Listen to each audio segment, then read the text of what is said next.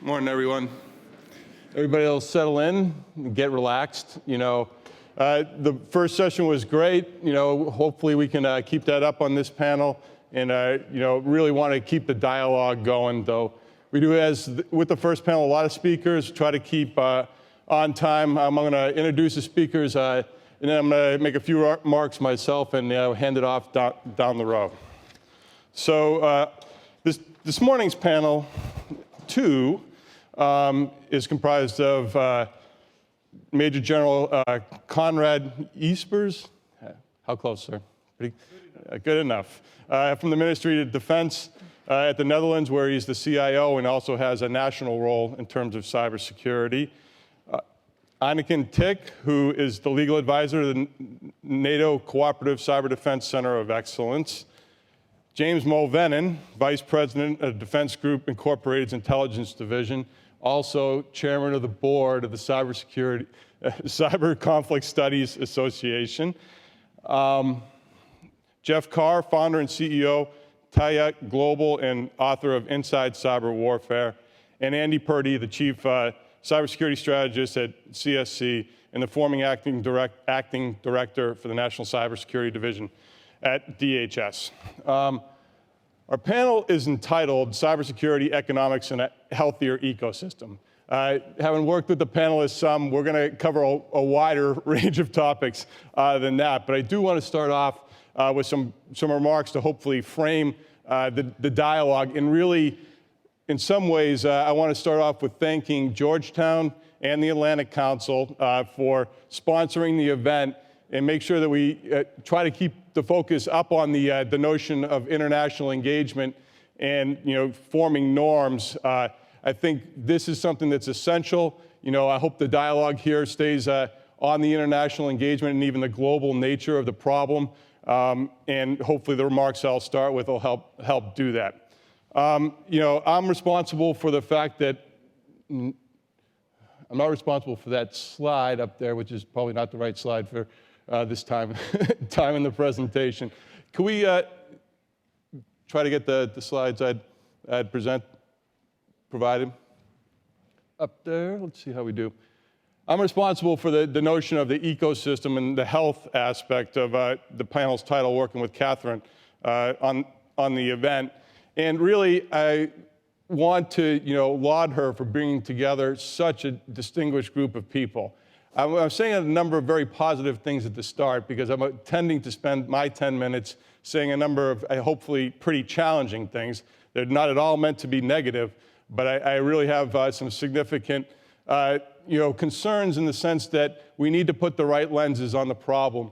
And I think General Hayden talked about the fact that we're using comfortable traditional lenses, and I'm concerned that we've actually got ourselves in a place that needs to change dramatically if we're going to make progress. And I'll make my remarks really on three portions of that. So I know there's some people in this room, one person who's probably a close friend of the individual in the upper right-hand corner of that slide, who just looked at me, who knows that that's John Postel. One guy used to run the domain name system for the internet until the late 1990s. I make that point because the internet was not designed for security. Guys like John and Steve Cracker, who's in the room, work a lot on trying to make the system more secure at a technical level, but we need to recognize that we're working in an ecosystem that inherently was designed to connect people and be open. And I think the most important comment that was made in the last session was made by the Georgetown student who tried to challenge the panel with the fact that this thing is vibrant and essential globally. Security is a means to the end, not the end. So if I want to start the discussion, at least my remarks, from that proposition. We talk about ecosystems a lot with cyberspace. We really need to start to live that talk, and I think there's 3 implications of that. First, cyberspace is going to be risky. We want it to be risky. We want it to be open and interconnected. And then the question is, how do you deal with that fact? You deal with it by being the most effective risk manager. You compete. You don't try to hunker down behind borders. lose the advantages that cyberspace and the internet have provided for us. You really want to get out there and try to understand why you're using cyberspace, secure yourself as much as you can, manage the resilience aspect of the fact that you're having to assume risk, and you're going to win by making the best decisions about risk assumption that you can, not trying to make yourself completely secure. Again, security is a mitigation and a means to an end. It's not the end, and I think competition is really going to be about effective risk management and resilience. That's in an ecosystem how the most effective organisms emerge. That's how the most effective competition in business occurs, and I think we have to deal with the fact that in cyberspace, that's going to be the essential character as opposed to letting ourselves, really focus on threat and security. Certainly, to risk manage, you've got to understand your threats, and you've got to understand the controls that you can use for security, but we really need to focus on risk as opposed to threat. The second real concept I wanted to throw out to the group is response. And really response, and if I could get the next slide.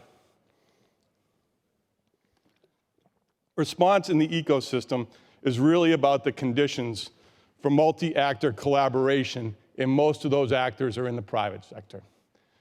Defense in cyberspace will not be dominated by governments. Much of the discussion is about national policy and cybersecurity policies in order to improve cybersecurity. But cybersecurity is conducted I do have a background as 23 years in the Air Force and working with General Hayden and having a national policy role here in Washington for a few years in the middle of this decade. But governments will conduct certain sorts of activities, but most of cybersecurity, and certainly in the defense of cyberspace, is going to be conducted by a collaboration of a number of the actors on the bottom of that slide. I do want to mention the fact that this slide is a result of work I'm doing with a person named Jay Healy, who's also here. And Jay and I have been working a lot on looking at non-state actors, which are usually considered from the kind of mindset of how threatening, and it's true, cyberspace can make non-traditional actors, but it really are missing the point that the most important aspect of non-state actors in cyberspace is how ISPs collaborate with CERTs, collaborate with university researchers who actually understand where botnets are, and they share that information. At times work with the government, at times don't work with the government, and actually remediate those threats. I'll use two examples. People here are better than I am at the first one. Estonia was defended through a collaboration, mostly of ISP and network operators that helped mitigate the botnet attacks that were prevalent, in that event. The other event, which myself and others in the room, Paul Toomey, who will be a lunch speaker, participated in, was trying to mitigate the growth of the Conficker worm a couple years back. It was really a collaboration that crossed over 100 countries, included collaboration with the Chinese, the Syrians, and the Iranians, and that was conducted and had to be conducted through private sector means, because that's where the technical people knew each other. The domain name system operators know each other at an operational level, and they could pass information that allowed them to try to slow the spread of the worm. There's also a downside to that story in the sense that cooperation is hard to sustain over a long time, and the fact that the worm morphed in a way that was not controllable through that collaboration when it went to peer-to-peer kind of growth. But the collaboration that worked almost had to occur outside of the governmental realm because it had to cross borders that aren't easy for governments to cross in terms of collaboration on cybersecurity globally when over 110 countries were kind of part of the necessary response of their country code top-level domains. The third point, and I'm also getting close to my time already, and I want to set the right example, is cleaning up. Can I get the last slide? We really need to think about different models. We've started to hear this, certainly the leadership of Microsoft's talking about a public health model. DHS just put out a paper in the last few weeks talking about a resilient and healthy ecosystem. We need to look at public health and the environment as models for how we improve the ecosystem as a whole. We've started to learn how to do this globally in realms that are similar, to some of the challenges we face in cyberspace. I really, challenge everybody to think about how we form a World Health Organization in addition to how we do treaties and law enforcement collaboration.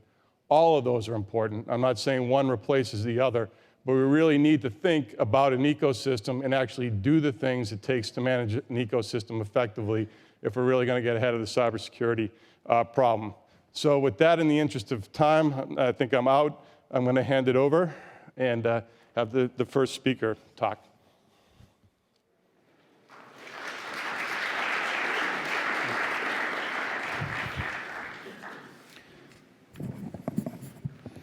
Who is a bit taller. Okay. So thank you very much. It's actually great to be here. I heard some good news about the Netherlands already. Had the Münster Peace in 1648.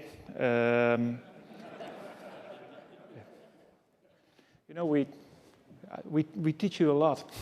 It's to be honest.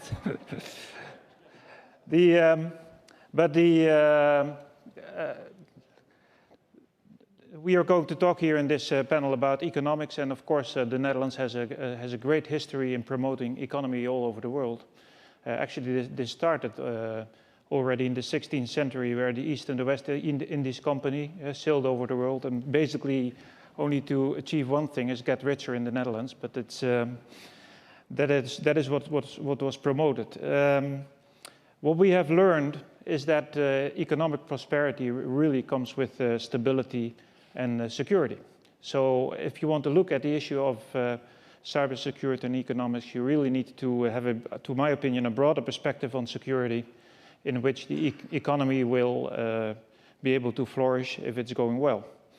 So I have basically looked at the elements of national power to look at the security of a nation.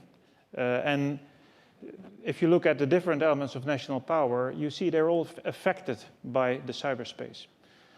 If you look at the diplomacy, I don't have to mention WikiLeaks here, but of course it very much affected the power that you could reach with diplomacy. If you look at the information or the social factors, that's clear, it's at stake. In the military, we really have to be better, and we are, as a military, being threatened, but we need to be able to keep the capabilities, of course, up. And the same counts for economic power. So all these elements that traditionally were safeguarded, we thought we had them, we could develop them, we could use them, that's not automatically anymore the case. I think that is also an element that makes the world different with the cyber threat that we see at the moment. And it's not only nation states that is the issue, because we all know that, for example, botnets can be developed by anyone. It's on the internet, and you can look it up and do it. It's if you look at who nations use to be an actor on the internet, it's basically hacktivism, people that are promoted, supported, or whatever, to be able to do things, to become cyber privateers on the internet. So that's very difficult to grasp. It's very difficult to get to them. So if you want to safeguard those instruments of national power, that's not enough. You can also use them to be able to get this ecosystem healthier and based on the global commons of internet. And that's important. The Dutch European Commissioner, Mrs. Smith-Kroes, she explained actually that 50% of the economic development of Europe is a result of ICT, 50%, which means that a lot of it is at stake if you don't safeguard that as very well. We believe this is not only a responsibility, of course, for the public sector, but the private sector, who owns all the infrastructure, at least 95% of the infrastructure, has a really major role. And that's the reason that we in the Netherlands have just developed a new cyber strategy, but what is more important, actually an action plan. You know, we don't want to wait. We want to take action in 2011. That is basically what is in the plan. First of all, elements in the plan is that we believe that the government should be a promoter of trust in e-commerce. But the private sector needs to get its work done. They need to get more security and secure sustainable consumer trust in the cyberspace. Of course, that's a responsibility for the consumer itself as well. It's not only the private sector that has to do that. But that means education, training, promotion of the elements that have to be developed. And standards if necessary. We are quite reluctant actually to use standards too much, but if it's needed, then it needs to be done. So the government must effectively combat cybercrime, and you can only do that if you link to all those organizations.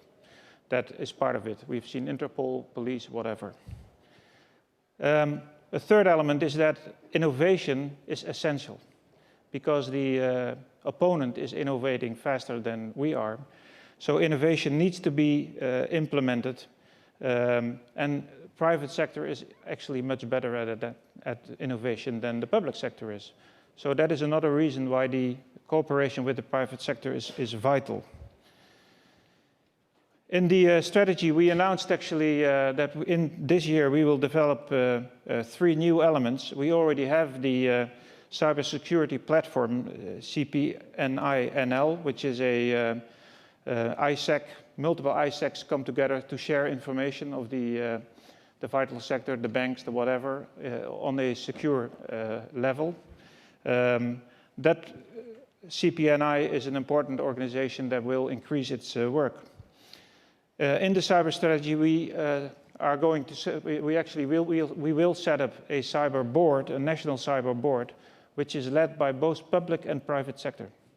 So the leadership is by the National Terrorism Coordinator, as well as the CEO of one of the major ISPs. So it's a combined effort of the public and private sector and is responsible to the government directly. And lastly, we are going to set up a cybersecurity center that will combine actually all the players in a coordinative role. Everybody will do its own, but they're all in the same house. And it's not only civil, public and private, it's also civil and military. My own center is part of that as well. So we are linked into that. And we believe that the armed forces can help there because the armed forces are actually pretty good at innovation and improving technology. And in the Netherlands, for example, I'm the CIO of the Ministry of Defense, but they actually appointed me to be the Chief Information Security Officer of the whole government because they think, you know, a soldier knows how to do that. So that's what basically we have been doing. And as a result of that, we believe that because of the cooperative effort amongst borders, over the borders of the different organizations is vital to get the cybersecurity right, and is vital to get the economy growing. Thank you.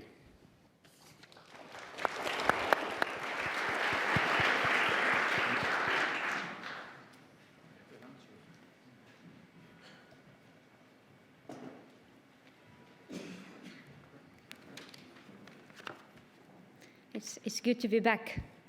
Some people ask if I live here now or in Tallinn. So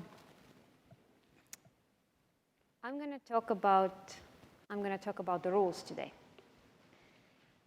And the country where I come from is mostly famous these days because of the 2007 cyber attacks that the Estonians have blamed on Russia.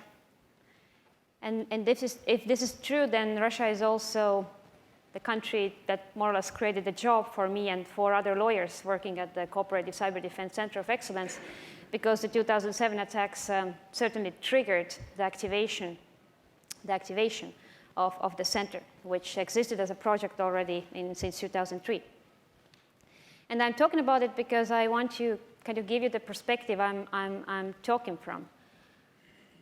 My mission, the center's mission, is to enhance NATO's cyber defense capabilities. And my mission is to lead the legal and policy projects to support NATO's and the allies' cyber mission.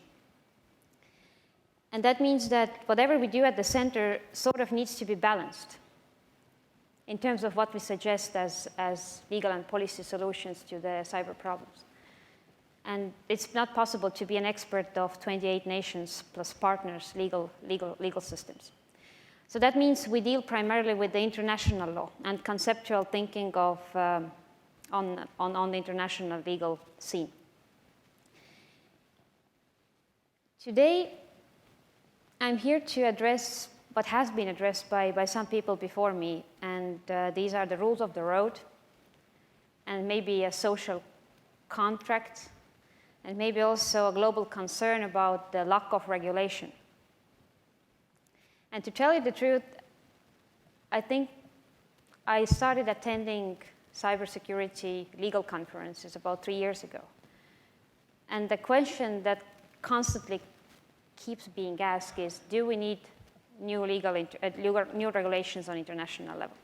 And I didn't know the answer to that question.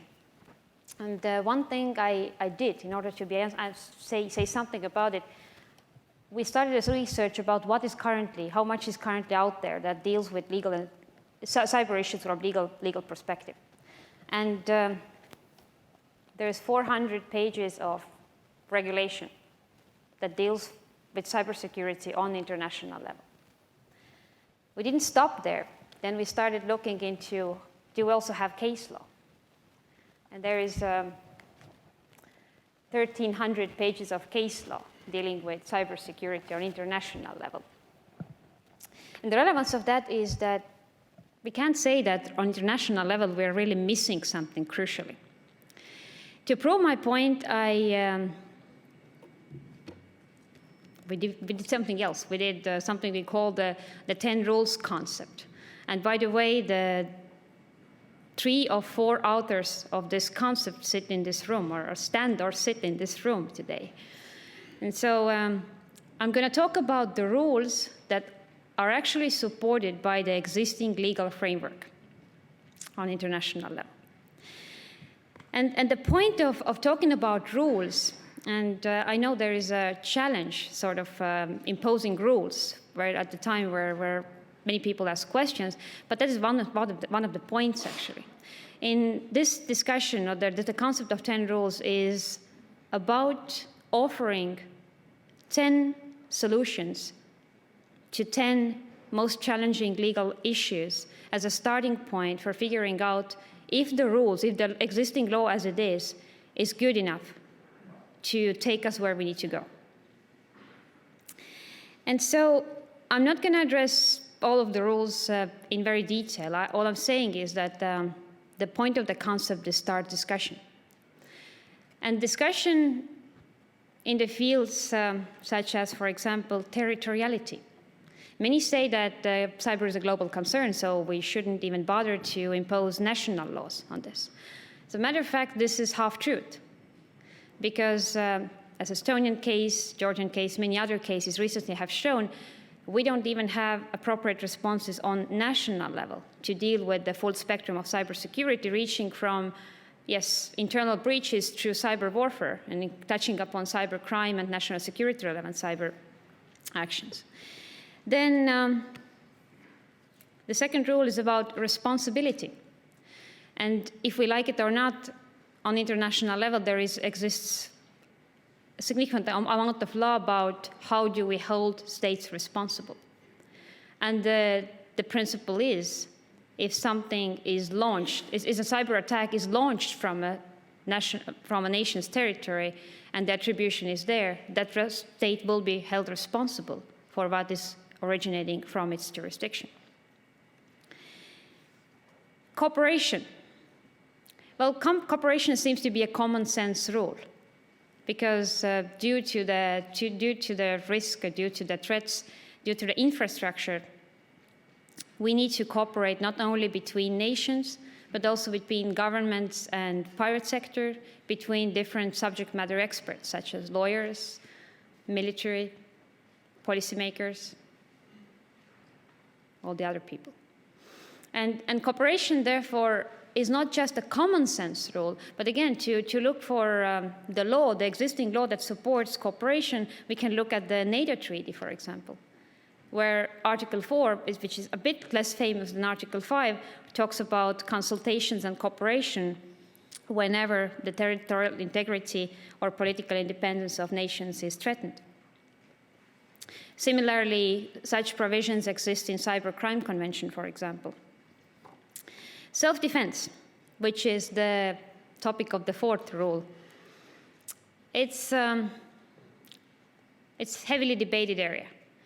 But again, from legal perspective, we have a very clear rule. If everyone, first of all, everyone has the right to self-defense when facing a clear and imminent danger. That actually occurs on two levels. So from international perspective, we can engage in self-defense when a country is facing an armed attack. In cyber world, that means an equivalent of an armed attack. What that is not actually a legal question. And the person who made that clear to me is also in this room today. So, and there exists another concept of self-defense which is known from criminal law, which basically says if somebody points a gun at you, you can defend yourself. That means that hacking back actually has a legal remedy if it's justified in defense of an ongoing or upcoming attack. Data exchange. Why I'm bringing up this topic from legal perspective, there is a rule that many of us don't necessarily like. And the rule is, first of all, data, especially in the European countries, but this is a concern worldwide, can be transferred to third countries under very specific circumstances. And as a matter of fact, today it is problematic to transfer IP addresses outside of the European Union, from European Union. That means basically information exchange about the incidents between NATO and European Union extremely difficult. If you don't like the rule, there is one way to get rid of it, that's changing the rule or making an exception. And that needs to happen on national level and can happen on national level. The sixth rule is about duty of care. Again, it's an old rule, nothing really new. And the point here is that we have exercised duty of care under legal regulations for ages. We know that if somebody processes personal data, this person needs to secure that data. We know that if you provide e-commerce services to consumers, you need to make sure that the appropriate security is delivered. Early warning is the seventh rule, which is about actually a Lithuanian case in 2008, where an ISP chose to inform its clients about an upcoming cyber attack, and thereby brought us back to, for example, the public information concept, which says a nation is obliged to inform its citizens, its subordinates, about the threats to their property, life, or health. Then two further rules: criminality, which is very well known to this country because about 10 years ago, the US started, a bit more ago, the US started discussions and they invoked the Cybercrime Convention. Now we're basically entering the second round of Cybercrime Convention, where we just need to adjust the criminal policy in nations to actually use the same vehicle for politically motivated cybercrime. And the last rule in this package is the mandate rule. And the mandate rule is, again, an old truth, which says that every international organization, every public authority functions under its mandate, within the limits of its mandate. And it's my suspicion that today, many international organizations have overlapping mandates and have gaps between their mandates. And that makes, in my opinion, many countries this day not the wisest subscribers to international legal framework. Thank you.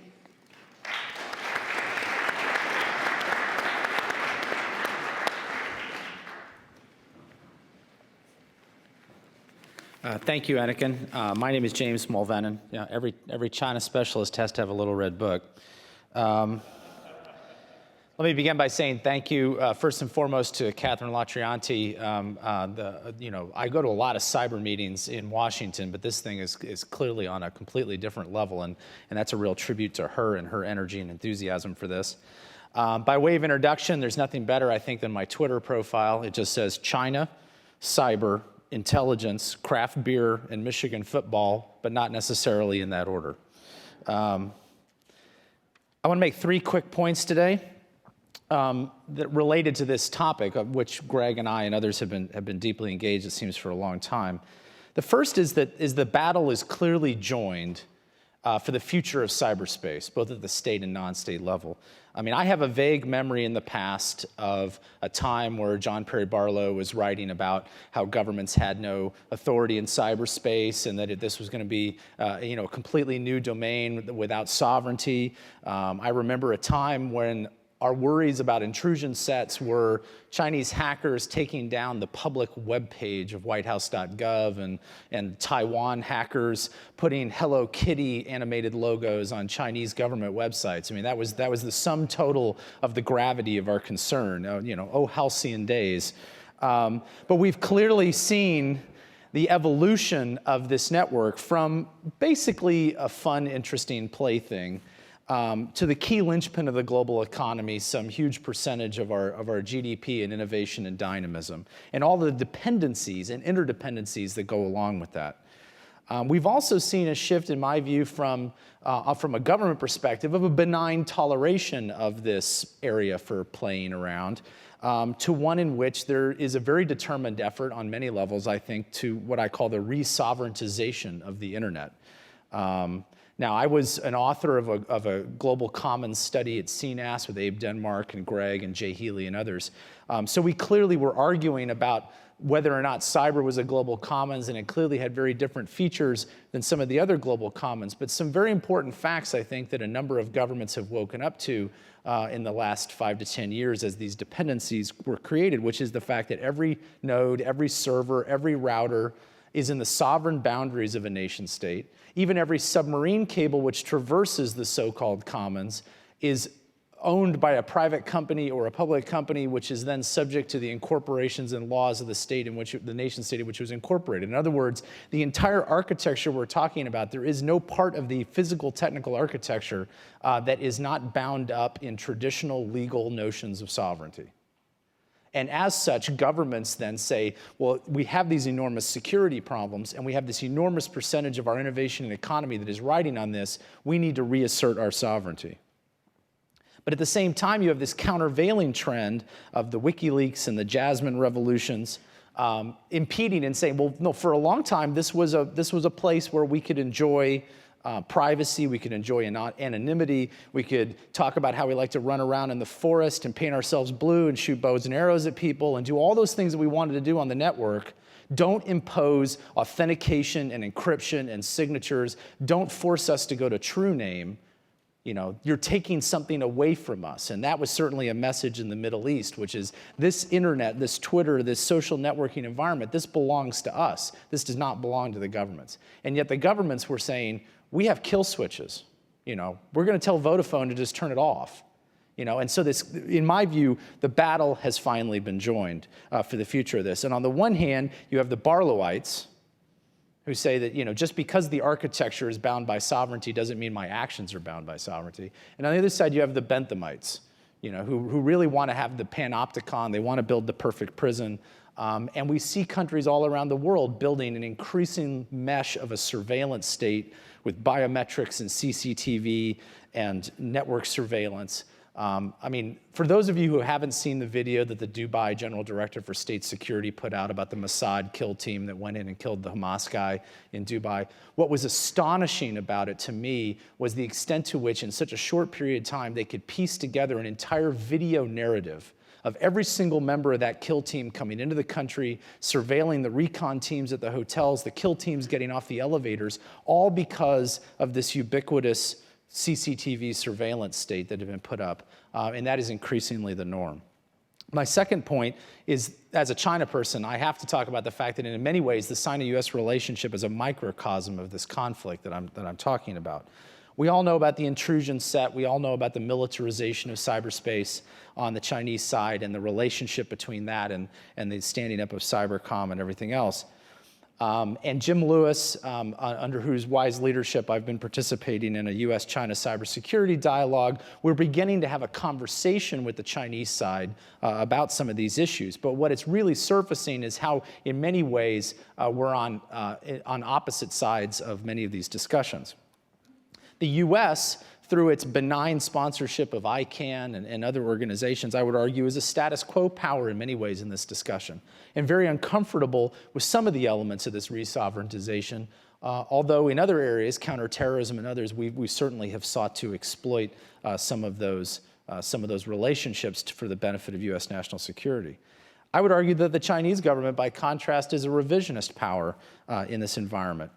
Whereas we favor globalization, they're pushing a centrally planned form of mercantilism that seeks to use IT standards globally as a trade weapon, rather than allowing, as we have in the past, IT standards to develop through a relatively apoliticized process involving ICCE and ISO and others. The Chinese side views this very much in the process of developing indigenous innovation from a central planning perspective. The Chinese government has made it very clear that they have no use for the Internet Governance Forum and would love for the authorities of ICANN to be transferred to the International Telecommunications Union under the UN, which is obviously a state-based forum that would give less voice to the non-governmental organizations and other pesky do-gooders, in their view, that would seek to maintain these zones of privacy and anonymity on the network. My third point would be that while it's easy for us to continue to focus on the latest outrage in the intrusion set, if we want to think strategically rather than tactically, we really need to move to what I've been calling the long game.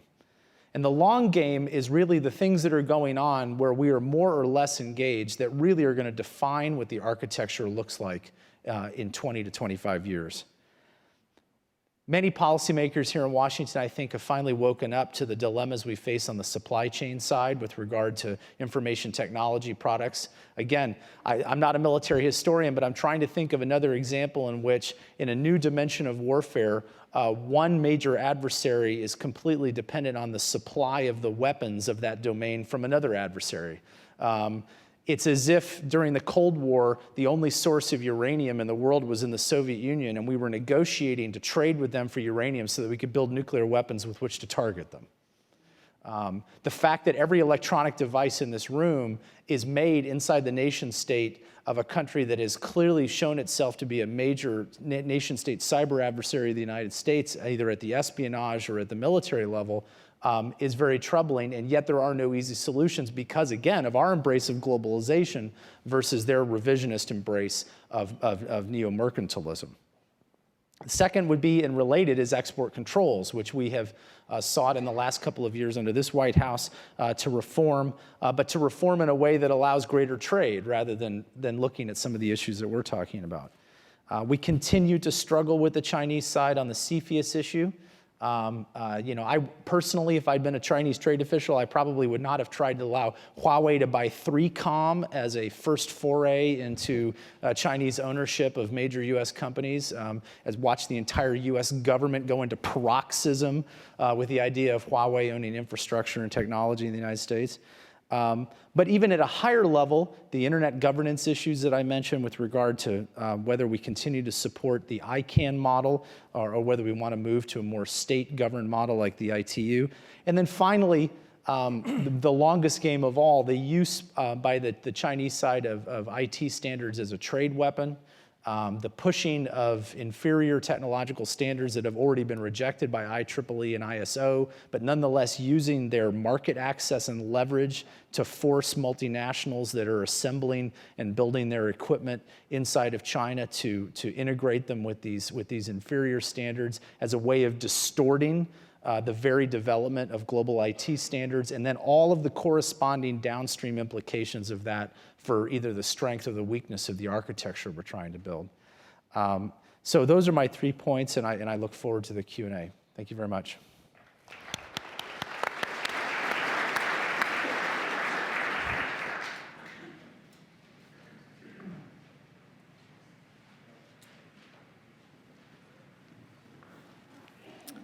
Well, hello. This is really a sort of a mind-expanding experience for me, because when I was writing Inside Cyber Warfare, I refer to James's work, and he's one of the best in the world at what he does, and also Enneken's work on legal issues surrounding the attack against Estonia. And unfortunately, I don't know everybody else on this panel, but Catherine did such a fantastic job, and thank you so much for inviting me to participate. I would give you my bio, but I can't tell you the names of any of the people that I actually work with, so there's really no point in doing that, although you're welcome to. I think there's some generic sort of thing on the table outside. I will tell you that I've had the distinct pleasure of having my blog at Forbes killed by probably the most powerful man in Russian internet industry with a single phone call to Forbes, and that was all it took. I also had the unique experience of being the subject of a spear phishing campaign against U.S. government and military employees when I wrote a blog post about how Russian hackers were sending out a spear phishing attack, normally sent for financial gain, this time sent for obvious espionage reasons to U.S. government employees. Within 24 hours, a new spear phishing attack went out under my name, saying, "Beware of this spear phishing attack."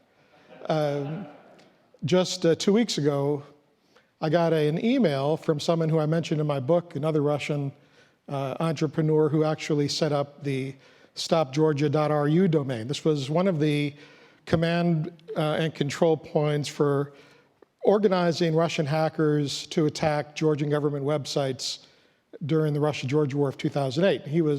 He owned the business, which sold the domain name.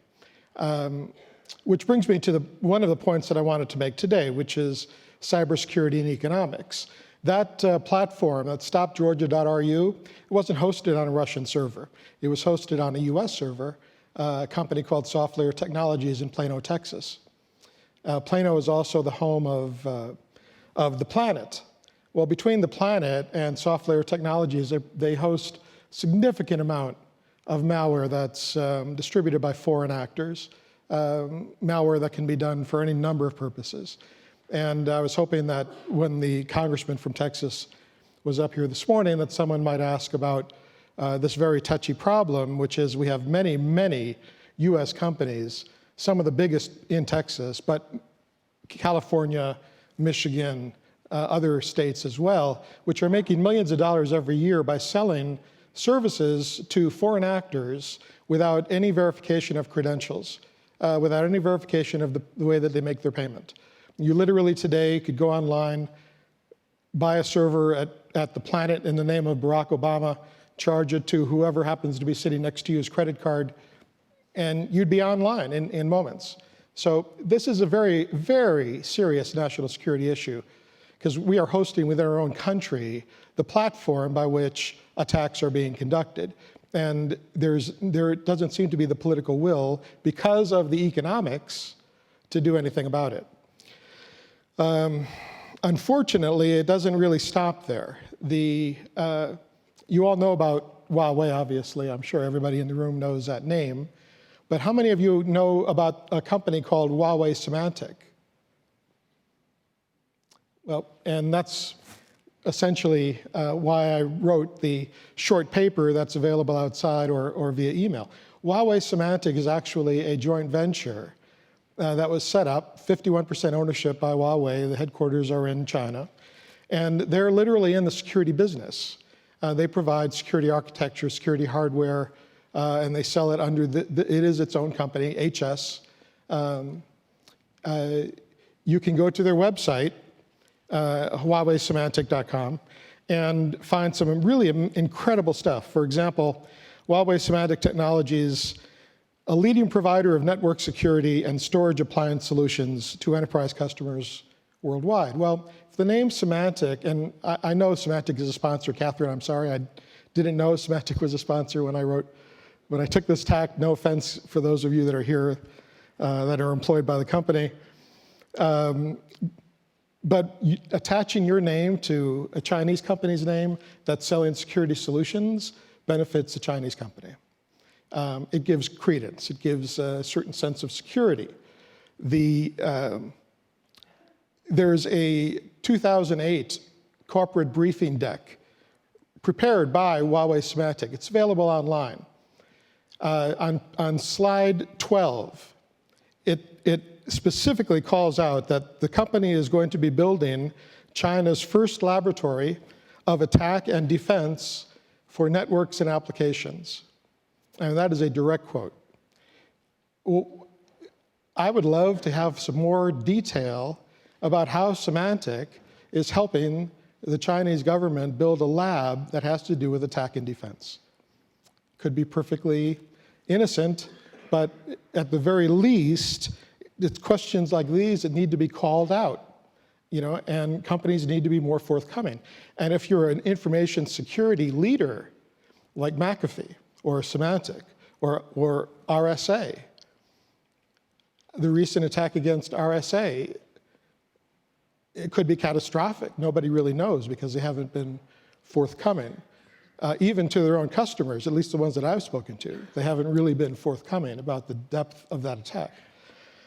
And it's why? Because it's about economics. If you lose money, board of directors might get sued. If the board of directors gets sued, then you've got a shitstorm. Nobody is going to walk away from that. And companies are making decisions based on economics today that are putting substantial risk to US national security interests. Speaking of Huawei Symantec, just recently, and this is within, I believe in March, in the month of March, they formed a new partnership with a company called Force 10 Networks. Force 10 Networks is a US company. They sell to the US government. Specifically, reading from their website,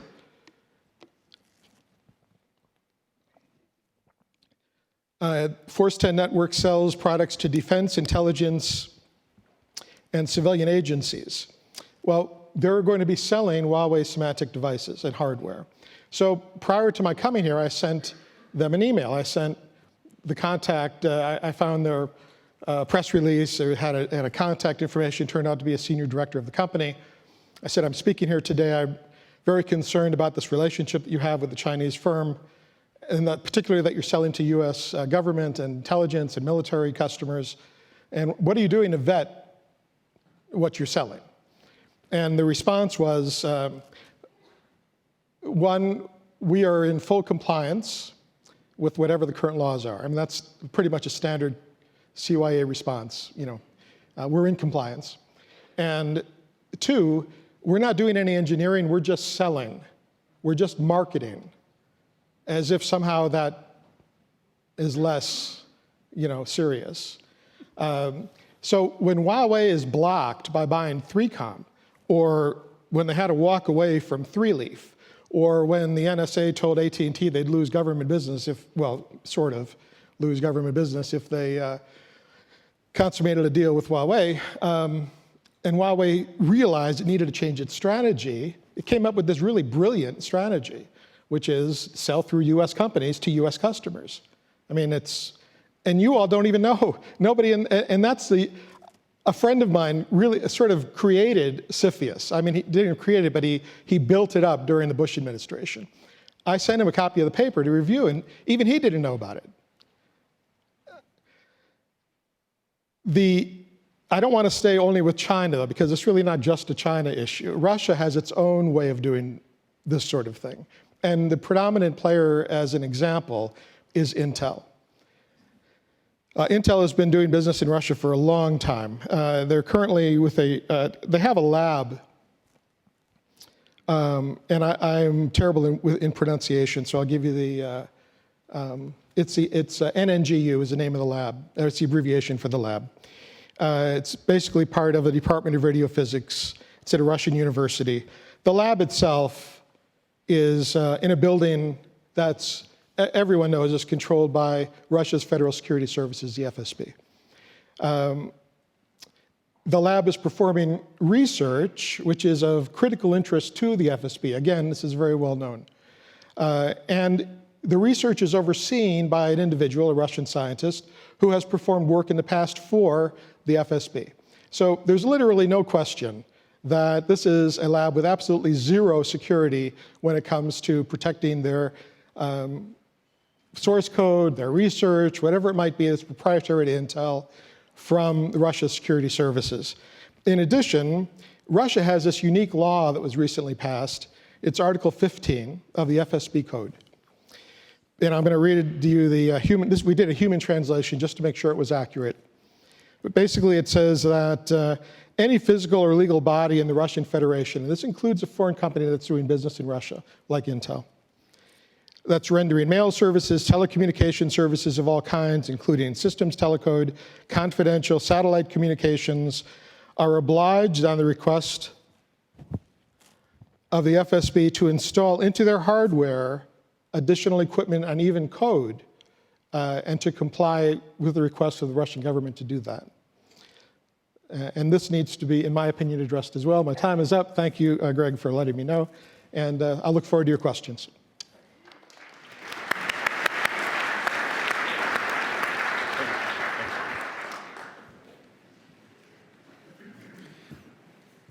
It's a pleasure to be here.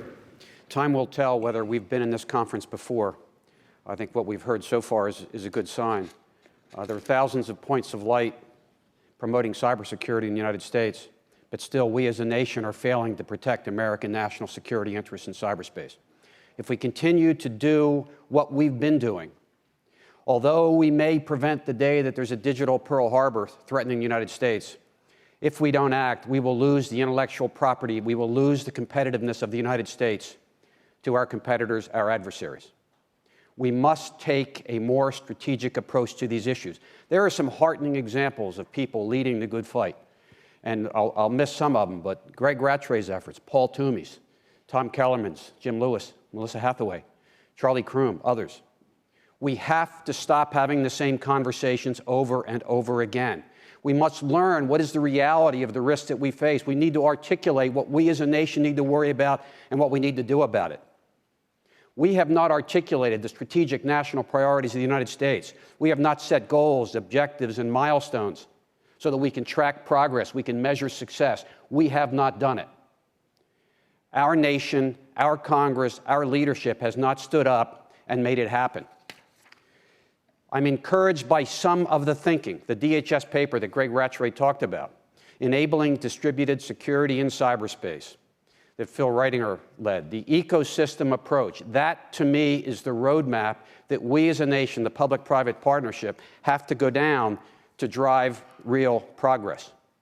But we have to look at the challenges that we face in the terms of what are the opportunities for us in the way cyberspace works to drive real progress. But in terms of our national interest, and I understand we'll have the international strategy for the United States will come out very shortly. Hopefully it will promote the national interests of the United States.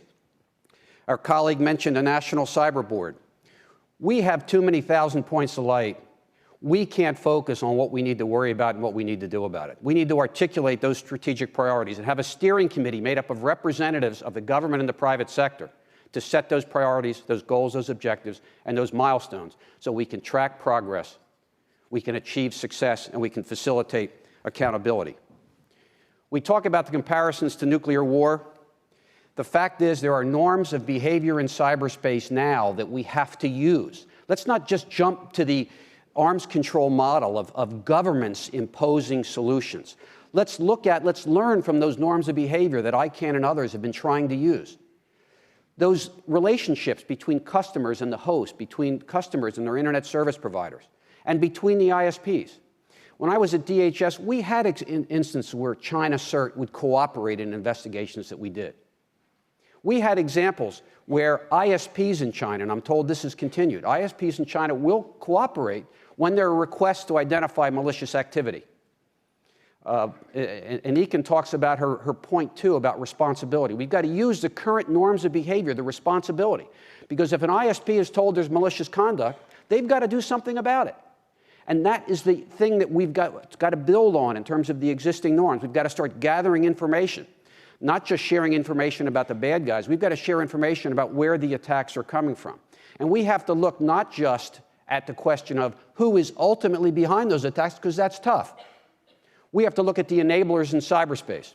We have to shine the light of day and gather the data to identify those enablers and focus, are they on the side of making us safer, or are those enablers that are on the bad guy side? We need to make them choose sides in cyberspace, and we are not doing that. Our efforts to be reactive, yes, we need to do more reactive things, like the response to Conficker, more reactive things in terms of law enforcement.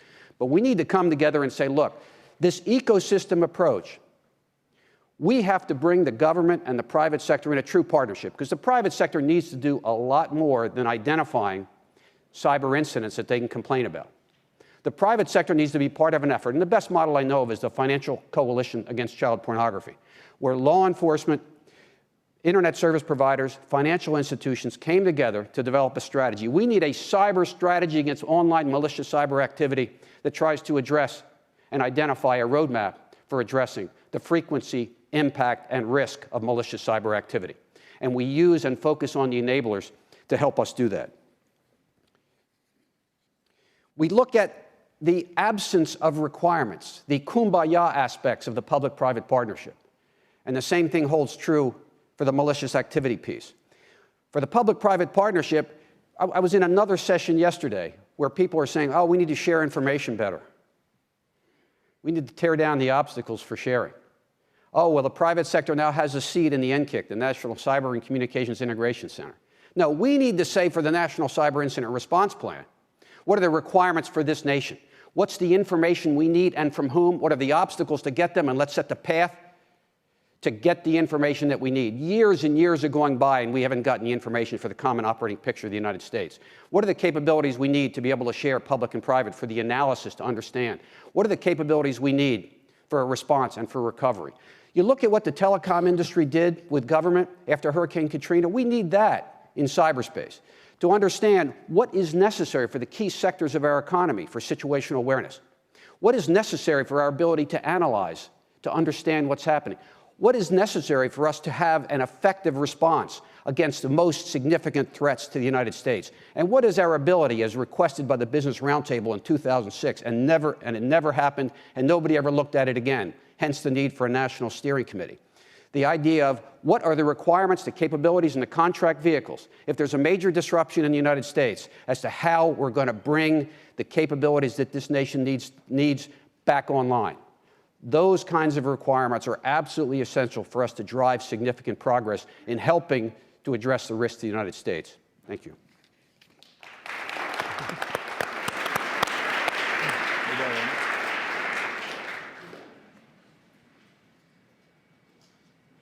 I think with that passionate statement, we're ready for some questions.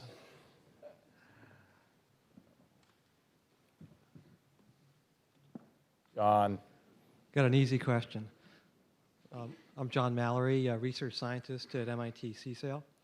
So when I think of cyber economics, first thing I think about is how do we incentivize what I call the IT capital goods industry to produce higher assurance systems in an environment in which most decisions are based on cost considerations, which they can be measured, and we have poor metrics for the cyber assurance side.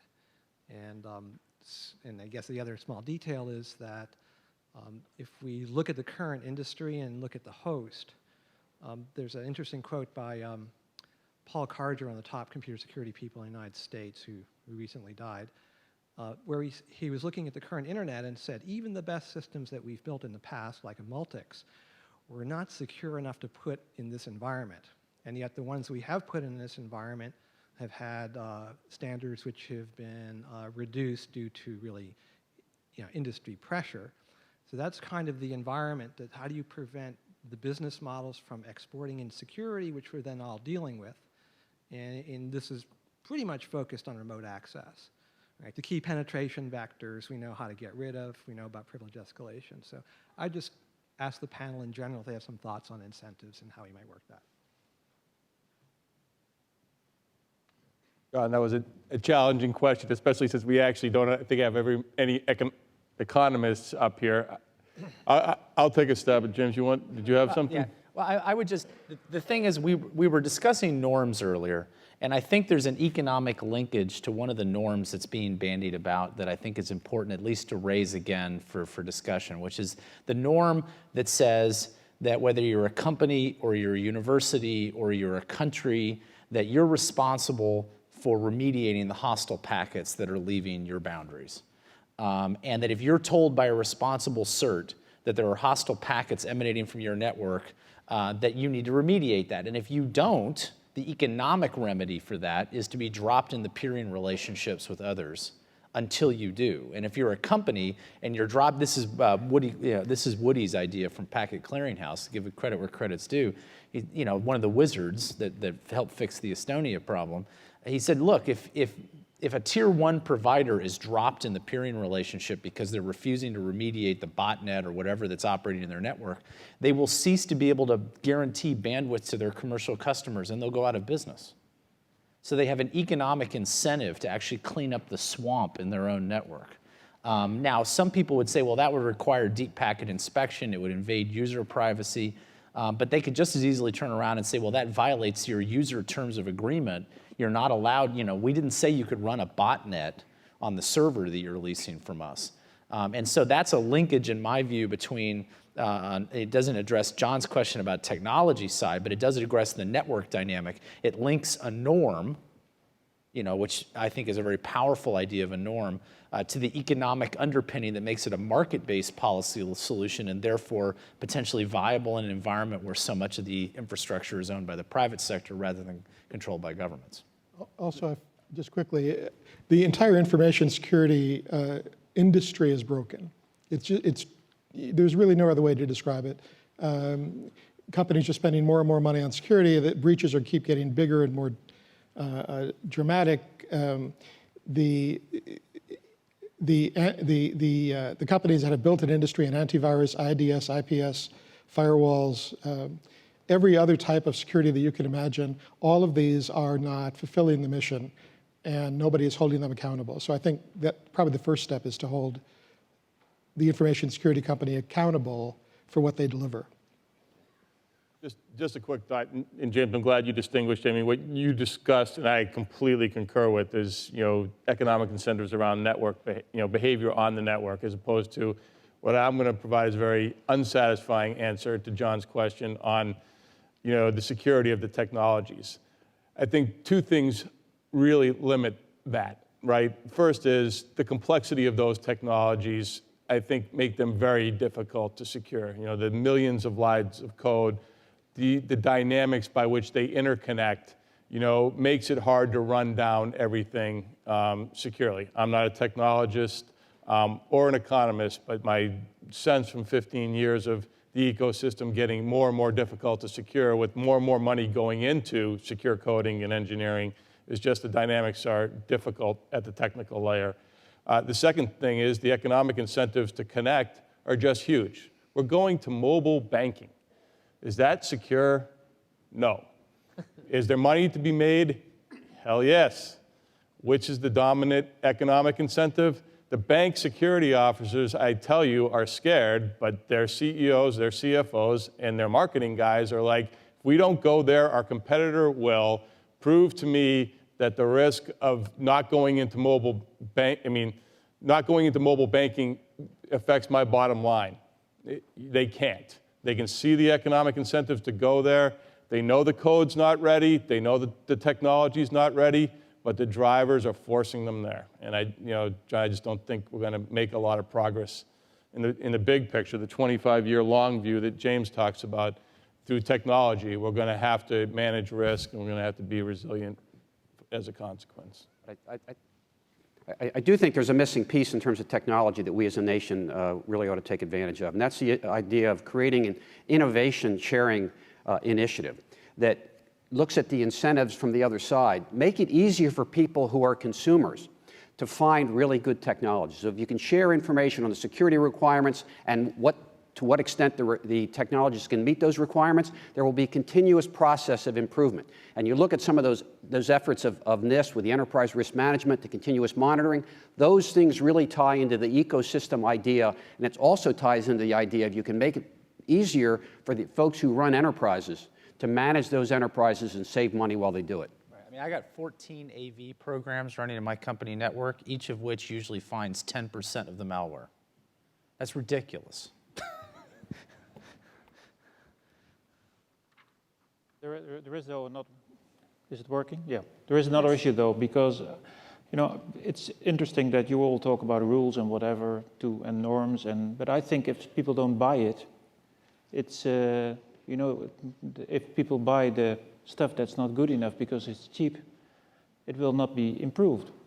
It's, I think it's really an issue of the awareness of the users. It's not bad enough.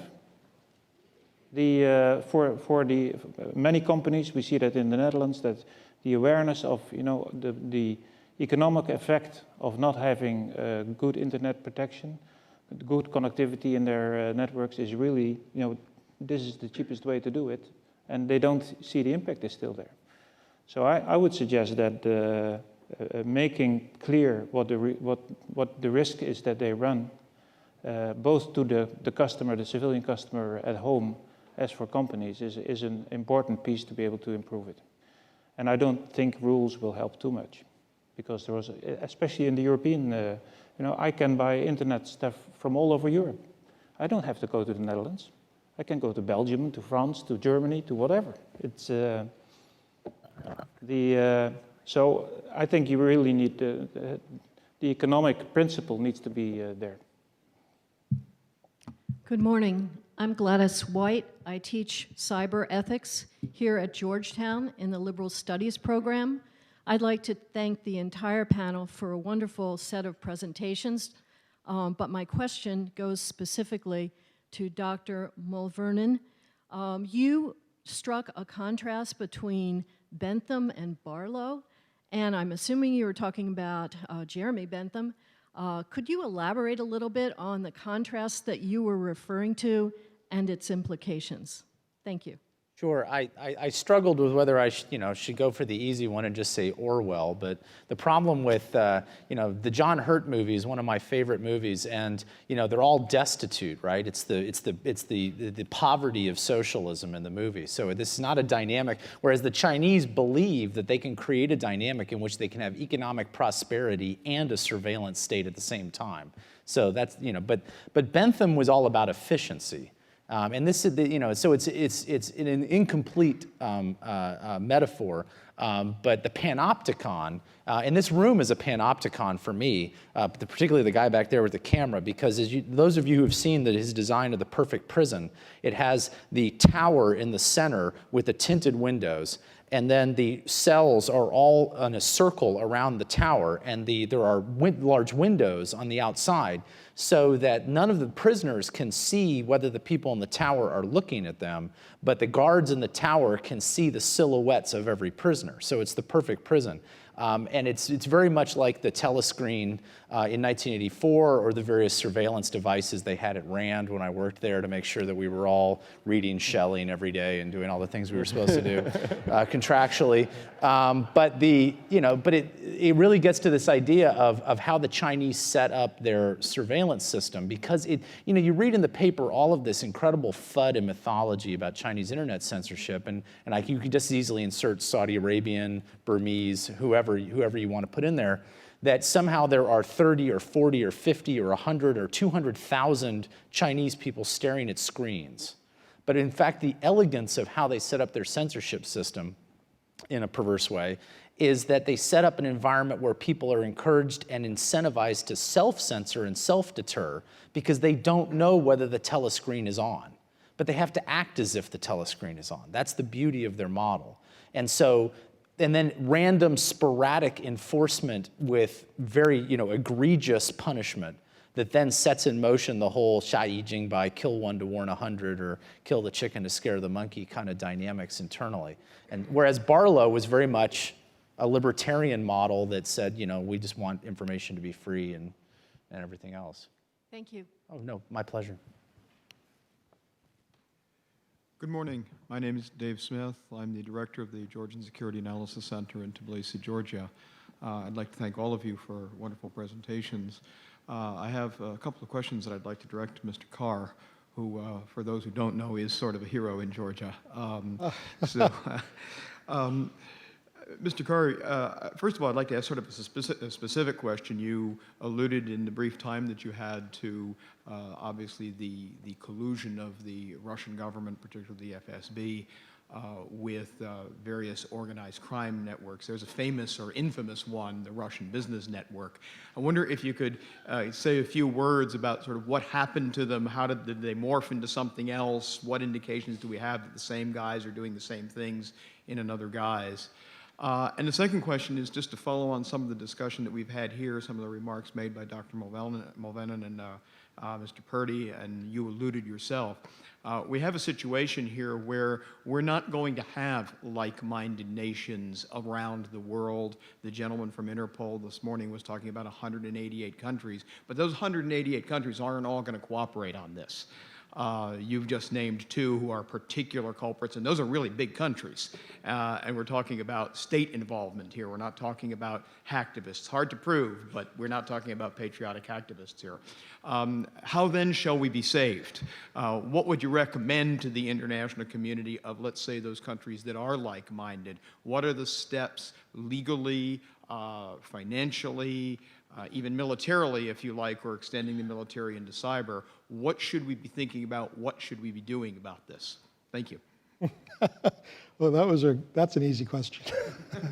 So the RBN is of course, constant, curious organization. In fact, my colleagues and I suspect that, well, we believe that they're still operating, but not under the name RBN. But the infrastructure, the bulletproof hosting, is all still intact. And in fact, we suspect that they're headquartered in the Netherlands currently. So but again, it's a theory, we also believe, and this is, I think, a key point, is that they're equally comfortable operating in China and in Russia. So a lot of times when you see Chinese IP addresses being used in certain types of attacks, it could easily belong to an RBN or a former RBN organization, not necessarily China. Bottom line, though, I think, is that they're simply become a part of Eastern European organized crime or Russian organized crime. Regarding your second question, I don't have a lot of hope for the internet as it exists today. And the bottom line, my bottom line advice, when I'm asked to speak on it, is that in order to protect your critical infrastructure, you really need to sort of start from the ground up and have a dedicated network similar to what maybe is being used by CERN or other particle accelerator labs. It's built with secure code, it's built with secure practices. There's a trusted supply chain involved. You really do need to, and that network would be would require a high degree of access, of security in terms of access, completely separate from the World Wide Web, that we have today. Short of that, I don't have any hopes of seeing these problems get resolved. May I just ask a quick follow-up question? With the RBN people, in their new incarnations with the East European Crime Network in the Netherlands and China, are the connections with the security services in Russia, particularly with Prime Minister Putin, still there? Oh yeah, that's the handshake deal. It's been around for years and years. Most people that follow Russia would agree. It's a sort of a brotherhood of convenience. If you help us, we help you, and otherwise we leave you alone. So yeah, I think it's still a big part of Russia's plan, and that's why they won't sign on any international law enforcement treaties. Russia won't sign. I wanted to provide a perspective on working with the Russians and the Chinese, and that there is I think there's a lot of opportunity for collaboration. I just came back from the Asia Pacific CERT meeting, which has 18 countries and 44 computer emergency response teams there. The Chinese are there with the Koreans and the Japanese and the Australians, and they collaborate very well. But one of the most interesting aspects of it was to watch the Japanese, the Korean, and the Chinese team go off to sign the second, to draft the second version of a cooperative agreement they've had since 2005 to share information on political hacking, which occurs all the time between those countries, so that those incidents don't escalate to national security incidents. And the CERT teams are trusted to go, yep, that's just the political hackers going at it again over some territorial disputes, so that the governments, and believe me, Japan and China are not allies when it comes to a national security situation. They find a space for collaboration. I guess I'll also make the comment that they did this all in English. So when we think about cyberspace, you might think that that's a good thing and that the lingua franca of cybersecurity is English. The challenge for us is they know what we're thinking. Do we know what they're thinking?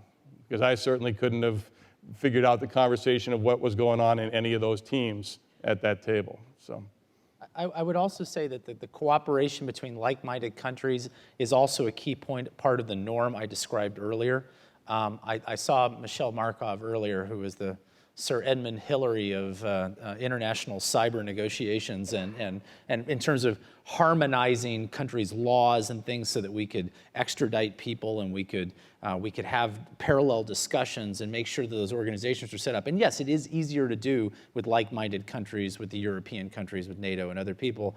But if you set up if you have that norm established within that group, which is a pretty serious economic block, and then the knowledge is that that you want to invite people into that norm, that they just here are the rules, here are the things you have to adhere to, here are the laws you have to harmonize, here are the organizational structures you have to set up, here's the POC list we need, such that it becomes increasingly valuable from an economic perspective to be in that club rather than outside of it, that you don't want to be the leaderless Afghanistan sanctuary, for terrorism. You want to be the place that's recognized as is inside that norm circle, and that's how you incentivize people to come into the norm, is because they see who's already in it. And so, starting with the easy cases, starting with the countries with whom we have like-minded concerns already, is the way to then sort of create the snowball effect, in my view, to push that norm. But there's also a system of enforcing the norms, so that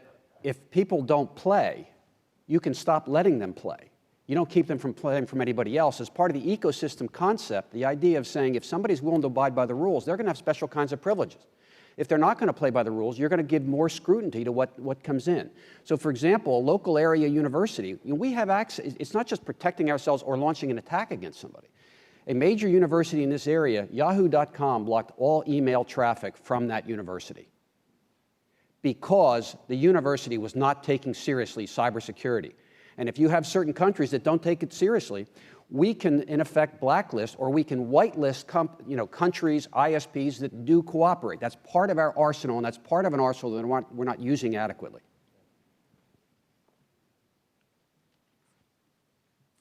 Hi, my name is Amanda Pileski. I'm a reporter with Inside the Pentagon, and I just had a really brief question for, and I'm not going to say your name right, I'm sorry, but Ms.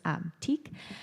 You had talked about NATO Article 4, and I understand that in international circles there's sort of a debate between whether Article 4 or 5 should be applied to cyber warfare scenarios or both, and I was just wondering if you could maybe speak to that and shed a little light on that, or what your perspective is on that issue. The legal perspective to that issue is pretty simple, actually. Article 5 is the only one of the articles, the article that is applicable potentially to cyber warfare, simply because it's applicable as a trigger of collective self-defense in case there is an armed attack against one of the allies.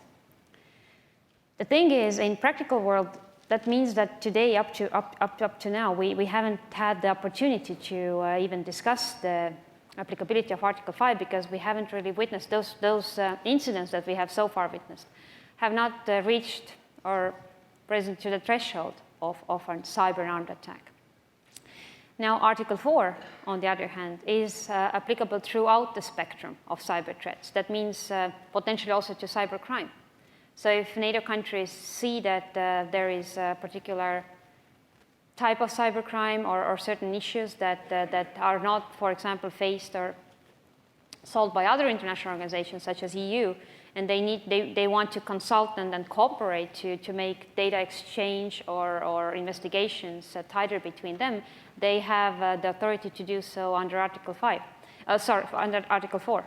And the same is also true for cooperation that goes for incidents of cyber and national security relevance that, again, do not reach the threshold of an armed attack, but are types like Estonia, Georgia that trigger kind of play at national security limits. Thank you. All right, we have time for one more question and probably a brief answer or two. I'll make my question quick. Again, my name is Juan Ricafort, and I'm a student here at Georgetown. I guess we've heard a lot today about deterrence, retaliation, attribution. My question is about something we haven't heard a lot about, which is resilience. In hearing specifically Mr. Purdy's and Dr. Rattray's comments about the need to look at this as an ecosystem and reducing vulnerabilities, the ability to recover, and to control the amount of damage that is done by any incidents that are executed on the system. It seems like a lot of what we're talking about here is sort of this emergency management idea of building systems that are resilient and are able to recover. My question is, should resilience be the central pillar of national cybersecurity strategy? And if so, what can we do to maximize that resilience? Thank you. I will agree with you that I actually do think resilience is probably the most important pillar. It's got to be as part of an overall strategy, but certainly the logic I laid out is you're going to have challenges, you're going to have disruptions, you need to be resilient in response to them. I think there's two layers to that. You can improve the overall ecosystem's resilience by removing, some of the threats, the botnets, that the system as a whole, as it gets healthier, I guess it's implied it's more resilient in that regard.